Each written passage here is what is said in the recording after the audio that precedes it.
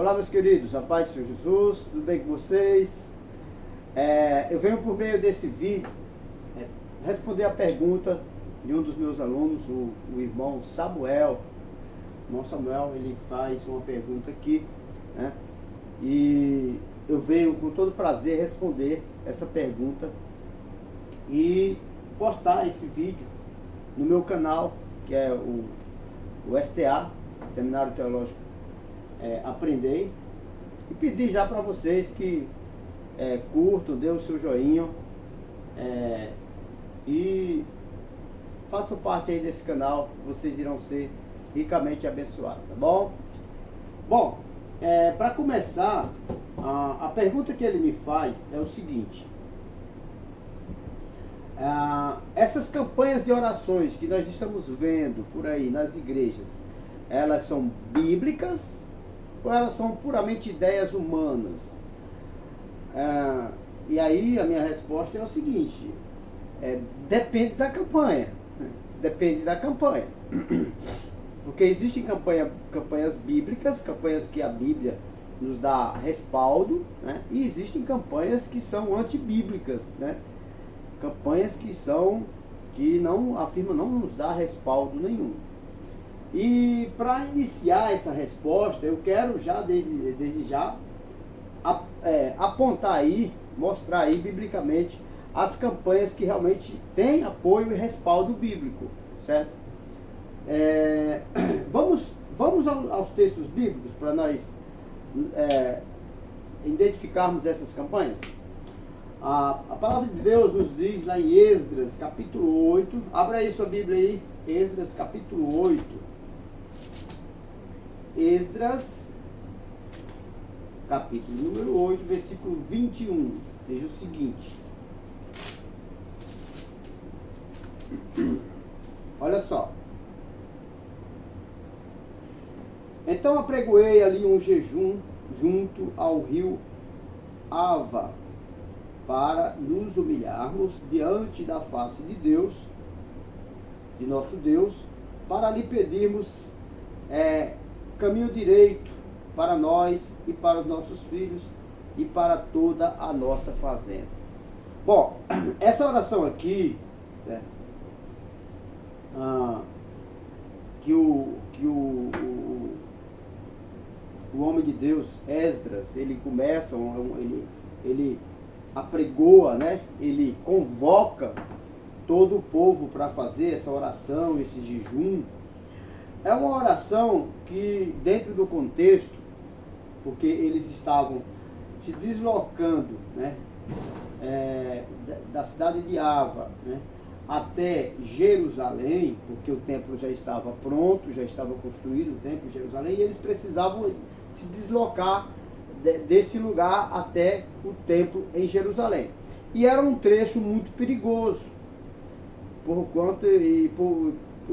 pelo fato deles estarem transportando as mobílias do templo, né, que eram mobílias caríssimas, de ouro, né, e muitos outros utensílios que eles estavam levando, fora os seus próprios pertences, eles precisavam de uma proteção, certo? De uma proteção. E ele poderia ter pedido, né, ao rei Artaxerxes, que o rei Artaxerxes providenciasse ali vários soldados para protegê-los nesse deslocamento até a cidade de Jerusalém. Só que quando você lê o versículo seguinte, certo? Ele fala que ele não fez essa petição. Por que ele não fez essa petição ao rei? Porque se ele tivesse pedido ao rei Artaxerxes, com certeza o rei teria fornecido ali soldados para levá-los ali com segurança até a cidade de Jerusalém. Mas ele não pediu porque ele havia pregado que o Deus de Israel é o Deus que guarda, é o Deus que protege, é o Deus que nos mantém seguros debaixo do seu cuidado. Certo? Então, ele se sentiu, como diz o versículo 22, ele se sentiu envergonhado em pedir. Peraí, eu falei falei para toda a comunidade que o meu rei é o Deus, o meu Deus é o Deus que me protege, que protege o nosso povo. Agora eu vou pedir proteção humana? Não vou pedir não, vamos orar. Vamos fazer aqui uma campanha de oração para a proteção do povo de Deus, para a nossa segurança, para o nosso cuidado. Isso é uma campanha que Deus aprova. Uma campanha para que Deus venha nos proteger, nos guardar, entendeu? Proteger as famílias. Em um tempo de dificuldade, de guerra, em um tempo de perigo, entendeu? Em um momento difícil, você pode fazer aquela campanha, assim como ele apregou essa campanha, certo? E uma outra coisa, irmão, a palavra campanha, ela não está na Bíblia, viu? Campanha é uma palavra que nós, a igreja, criamos, né? Que dá respaldo, que tem confirmação, sim, com o que a gente está fazendo. Porque uma campanha, ela fala de uma reunião, de um propósito, de o povo se reunir para um propósito, certo? Quando eu me reúno com uma equipe para coletar dinheiro para ajudar alguém, isso é uma campanha. Quando eu me reúno com a igreja para a gente fazer uma oração em benefício de alguém que está doente, isso é uma campanha, porque é uma reunião, é com um propósito, certo? Então, Esdras, ele fez essa campanha e ele conseguiu fazer esse translado da cidade, né, da cidade de Ava até Jerusalém tranquilamente. O Senhor guardou, protegeu, e eles conseguiram chegar lá e adorar o Senhor, cultuar o Senhor, glorificar o Senhor, agradecer ao Senhor pela bênção e a proteção. Levaram todos os utensílios, organizaram todo o templo e começaram a cultuar a Deus no templo. Isso aqui é uma campanha que a Bíblia apoia, uma campanha para a segurança, para a proteção do povo, entendeu? Em momentos difíceis. Segundo tipo de campanha, vamos ver aqui 2 Coríntios, capítulo de número 8. 2 Coríntios, capítulo 8, versículo 1. 2 Coríntios, capítulo 8, versículo 1 a seguir. O que diz aqui? 2 Coríntios 8, a partir do verso 1 até o versículo 5. Também, irmãos, vos fazemos conhecer a graça de Deus dada às igrejas da Macedônia. Como em muita prova e tribulação houve abundância do seu gozo, e como a sua profunda pobreza superabundou em riquezas da sua generosidade. Certo? Paulo aqui, ele está elogiando os irmãos da Macedônia, da igreja da Macedônia. Ele está na cidade de Corinto, está pregando para os irmãos de Corinto, mas ele está elogiando os irmãos da Macedônia, que eles eram pobres, mas eles sentiam gozo, né? Eles tinham abundante alegria, abundante gozo, né? Porque mesmo sendo pobres, eles eram ricos em generosidade. Então a alegria deles era poder ajudar o próximo, né? Porque eles contribuíram muito, né, com a cidade de Jerusalém, quando eles contribuíram com os irmãos que precisavam lá em Jerusalém. Ele continua no versículo 3. Porque segundo o seu poder, o que eu mesmo testifico, e ainda acima do seu poder, deram voluntariamente, pedindo-nos com muitos rogos, a graça e a comunicação deste serviço que se fazia para com os santos. E não somente fizeram como nós esperávamos, mas também a si mesmos se deram primeiramente ao Senhor e depois a nós, pela vontade de Deus. Então eles eram um povo que eles tinham prazer em fazer campanhas para arrecadação de benefícios para ajudar pessoas carentes. Entendeu? Então essas campanhas que eles fizeram era uma campanha de oração pelos pobres, certo? Era uma campanha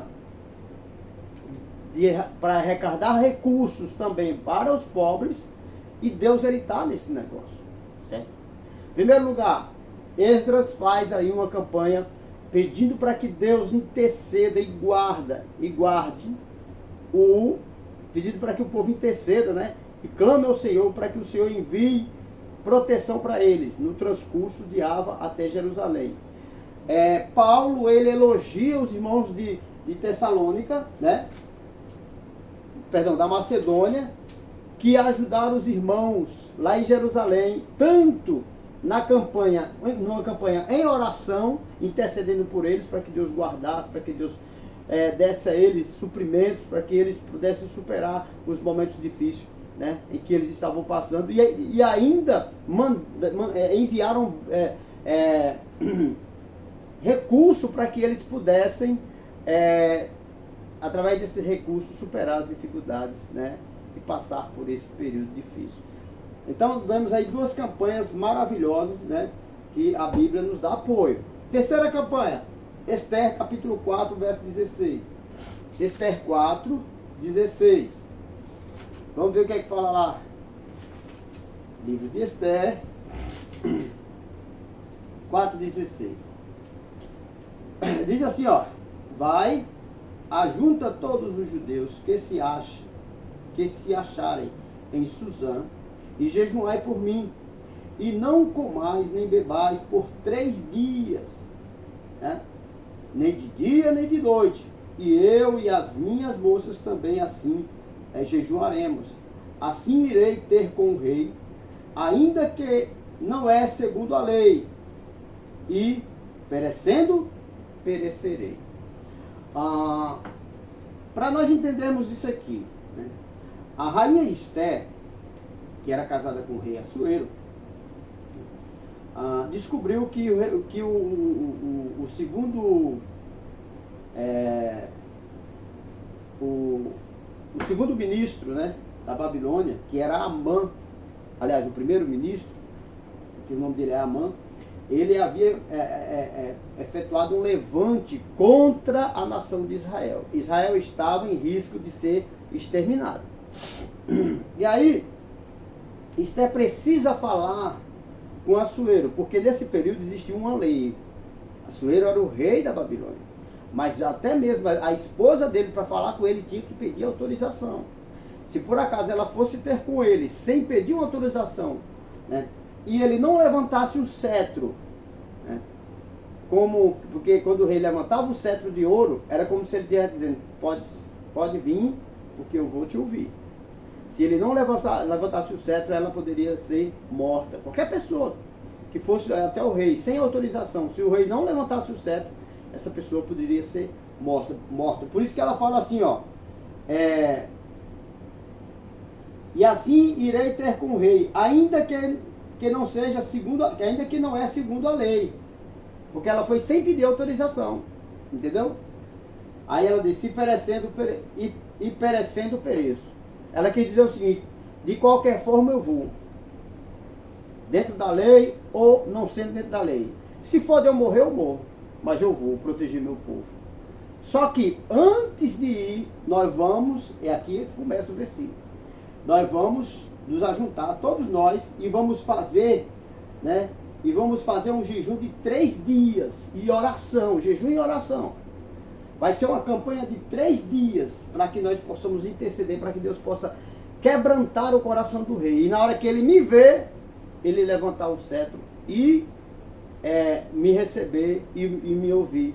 E eu possa pedir apoio a ele, e o meu povo possa ser salvo. Então a oração de Esther aqui era uma oração em benefício da nação. Uma nação que estava em perigo. Uma nação que estava passando por momentos, sabe, por um momento em que ela poderia ser totalmente exterminada. Mas ela foi lá, convocou o povo para fazer a campanha em favor da nação, e pela sua fé ela foi lá e intercedeu pelo seu povo. E Deus tocou no coração do rei, o rei levantou o cetro, e ela teve ali a oportunidade de interceder pelo seu povo.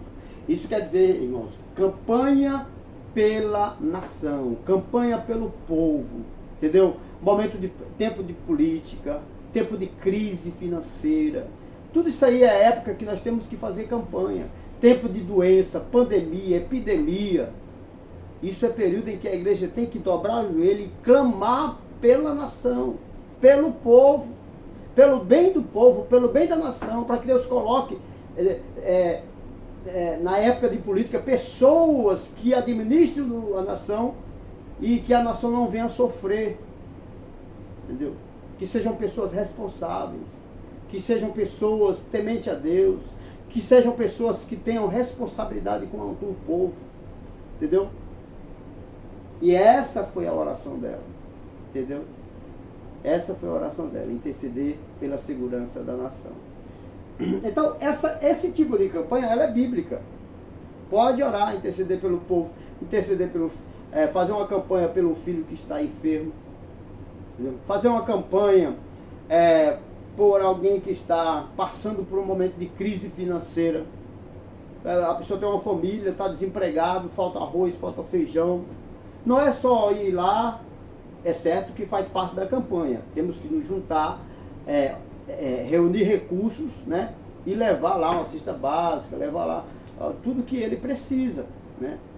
E aí, isso faz parte da campanha. E também dobrar o joelho e interceder por ele, para que Deus olhe para aquele pai de família que precisa de um emprego, precisa de cuidar dos seus filhos e da sua esposa. Isso é campanha, uma campanha de amor pelo próximo, certo? Mas, irmãos, as campanhas que nós estamos vendo por aí, que são outros tipos de campanha, como eu falei, depende da campanha. Deus é a favor de campanhas, mas depende da campanha. Qual é o propósito da campanha? Qual é o propósito da campanha? E aí nós vamos avaliar hoje em dia, irmãos, existem muitas campanhas que são contrárias, que são antibíblicas, que a palavra de Deus não dá apoio nem respaldo. Entendeu? Campanha de 7 dias, traga a sua oferta do sacrifício e Deus vai te abençoar. Traga a sua oferta da campanha de 21 dias e Deus vai te dar a sua casa própria. Traga a sua oferta da campanha de 15 dias e Deus vai te dar o seu carro. Entendeu? Como se Deus fosse um empregado. Entendeu? Eu vou dar a campanha e Deus vai ter que me abençoar. É uma negociata com Deus. É querendo fazer negociata com Deus, né? E utiliza até versículos bíblicos que não tem nada a ver uma coisa com a outra. Por exemplo, a campanha de 7 dias para Deus repreender o devorador. Onde é que tem isso na Bíblia, irmãos? Que Deus vai repreender o devorador.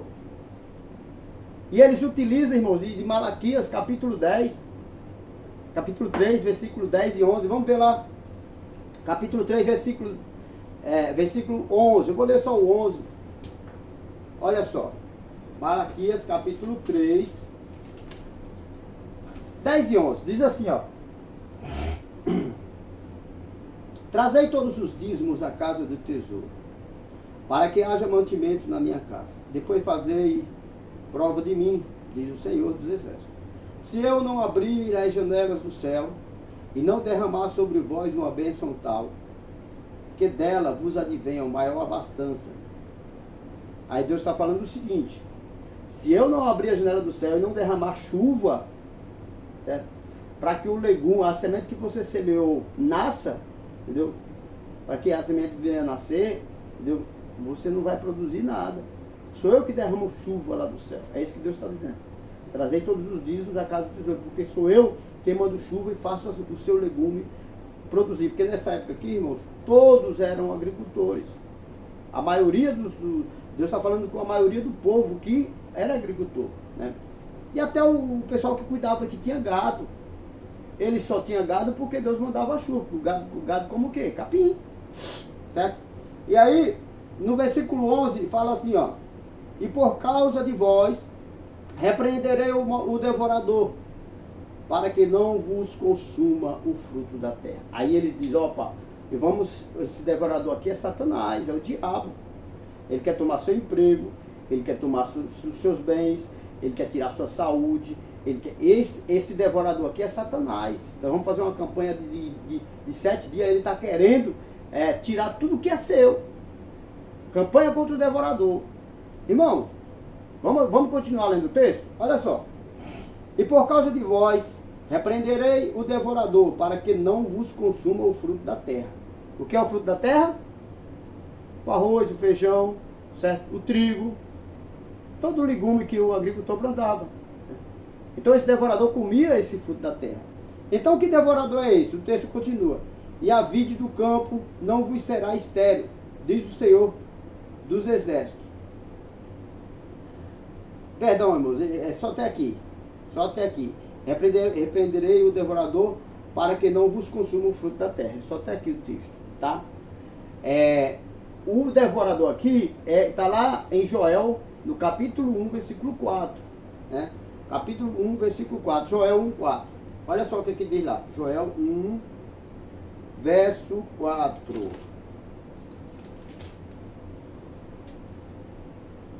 Joel 1, 4.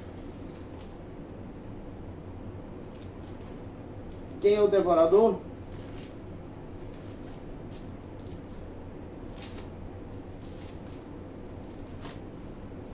Vamos ver. E o que ficou da lagarta? E o que ficou da lagarta? Comeu o gafanhoto. E o que ficou do gafanhoto? Comeu a locusta. E o que ficou da locusta? Comeu o pulgão.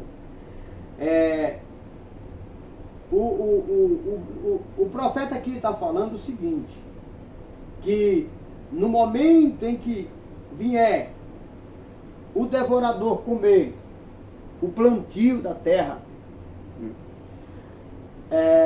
por causa do pecado do povo, certo? O que ficou da lagarta, o que a lagarta comeu, deixou ali aquele restante, vai vir o gafanhoto e vai comer o outro restante. O que o gafanhoto deixou, vai vir a locusta e vai comer o outro restante. E o que ficou da locusta, vai vir o pulgão e vai comer também o restante, não vai ficar nada. Certo? Então, o devorador aqui são esses insetos, né, que vêm na lavoura e come tudo. Certo? Então, Deus tinha esse conserto com a nação de Israel. Israel tinha que ser fiel a Deus. Certo? E nesse pacto, Israel, por ser Deus quem cuidava deles, né? Israel tinha que ser fiel ao Senhor. Né? E Deus, ele sempre nos deu prova de que é Ele que cuida de nós. E nós temos que entender isso. Certo? Mas quando nós entramos na questão da salvação, Jesus Cristo, ele jamais nos salvou para que nós possamos ter benefícios financeiros. O propósito da salvação é a vida eterna, certo? Não é porque você é um cristão que procura ser fiel a Deus que você não vai passar por lutas, certo? Não adianta você querer fazer campanhas e colocar Deus contra a parede, entendeu? E dizer, o senhor tem que fazer, porque eu estou sendo fiel e o senhor tem que fazer. Não, irmão, Deus faz se Ele quiser. Entendeu? Deus faz se Ele quiser. Paulo, ele tinha um espinho na carne. E ele orou, hein? Ele disse que orou por 3 vezes. E o Senhor disse, não, eu não vou te dar a minha bênção. Certo? E essas campanhas, né, as pessoas criam títulos, temas, e elas ficam cheias de símbolos, né? Como a campanha do sal grosso, a campanha da oferta sacrificial, a campanha do óleo ungido, certo? A campanha da rosa ungida. E aí o líder religioso lá diz, olha, venha buscar a sua rosa ungida. Só que a rosa ungida, ó. Então essas campanhas geralmente é só para arrecadar dinheiro. Entendeu? É só para arrecadar dinheiro. Eu tinha um aluno lá em São Paulo, muito amigo meu, que ele ficou revoltado com essas igrejas. Porque ele congregava em uma dessas igrejas, né? As igrejas neopentecostais. E o pastor dessas igrejas, né, ele fez ele tirar 5 mil reais do bolso, né?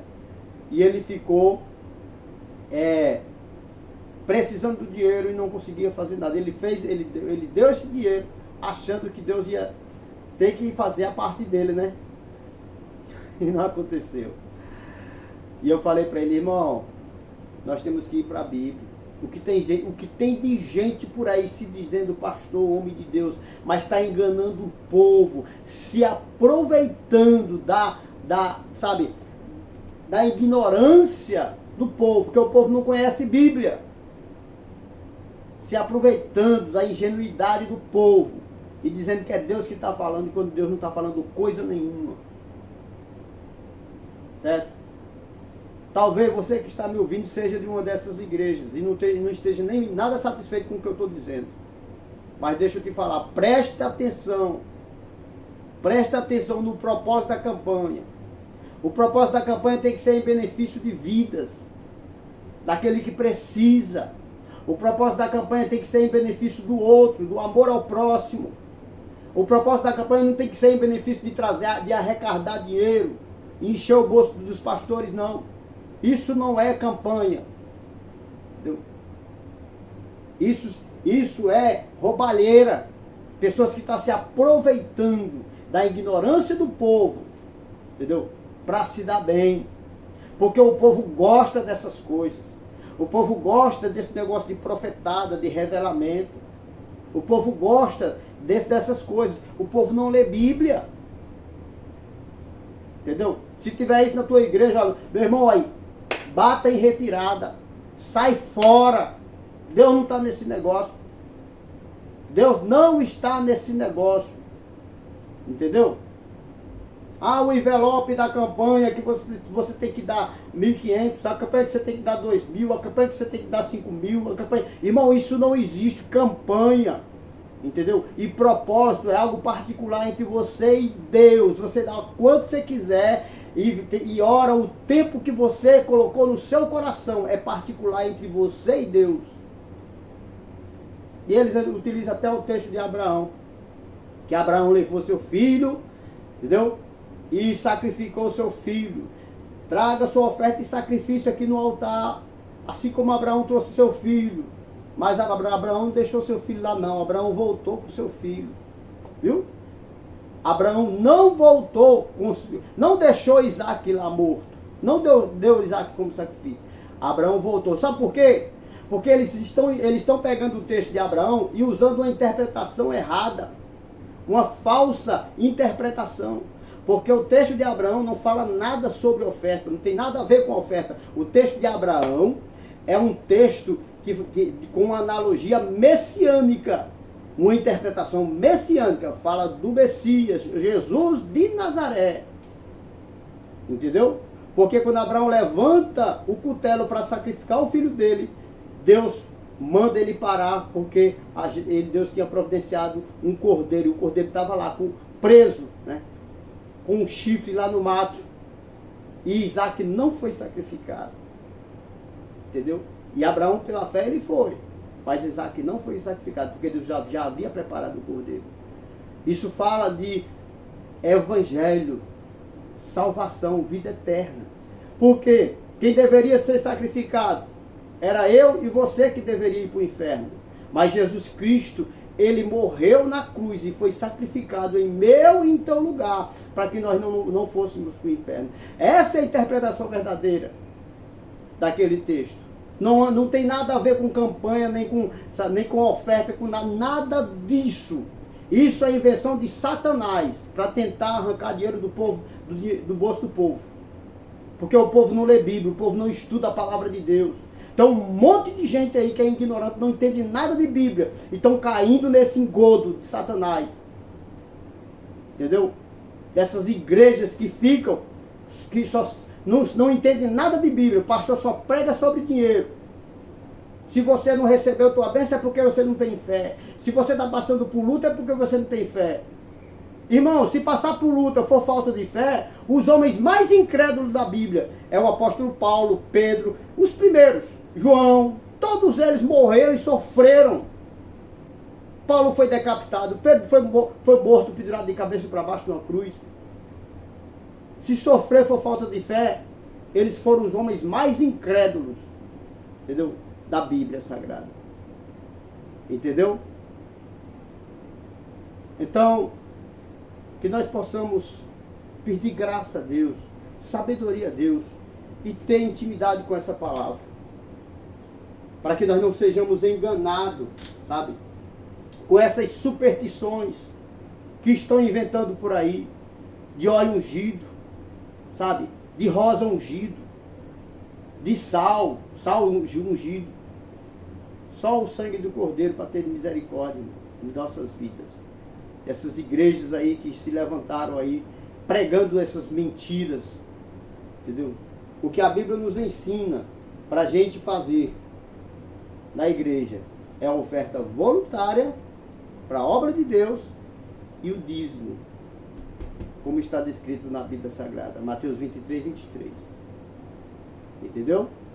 Então, que Deus nos abençoe, e que Deus tenha misericórdia, e que as pessoas que estão nessas igrejas possam acordar enquanto é cedo, e sair delas, entendeu? E procurar uma igreja séria, que tenha compromisso com Deus, entendeu?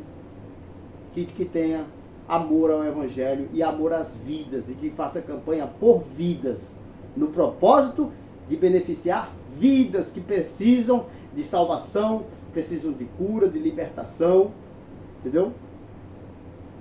Precisa de ser ajudado, tá bom? Que Deus abençoe, fiquem todos na paz do Senhor Jesus. Amém? Um abraço a todos.